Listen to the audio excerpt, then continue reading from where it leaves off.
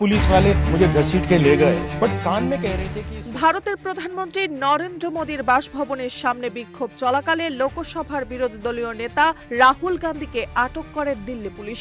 আটকের সময় কয়েকজন পুলিশ সদস্য তার কানে কানে বর্তমান মোদী সরকারকে সরানোর কথা বলেছেন বলে দাবি করেছেন রাহুল গান্ধী।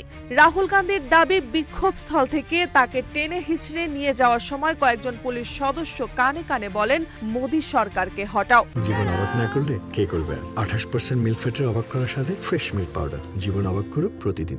তাদের দাবি, তারা রাজস্থান ও হরিয়ানা থেকে এসেছেন এবং কেবল দায়িত্ব পালনের জন্যই পুলিশের পোশাক পরে আছেন। লোককল্যাণ মার্গে প্রধানমন্ত্রীর বাসভবনের সামনে আয়োজিত বিক্ষোভে রাহুল গান্ধী, প্রিয়াঙ্কা গান্ধী সহ কংগ্রেসের শীর্ষ নেতারা অংশ নেন। বিক্ষোভস্থল ছাড়তে অস্বীকৃতি জানালে দিল্লি পুলিশ রাহুল গান্ধীকে 2 হাত ও পা ধরে টেনে হিচড়ে আটক করে। এ সময় তার নাক দিয়ে রক্ত ঝরতে দেখা যায়।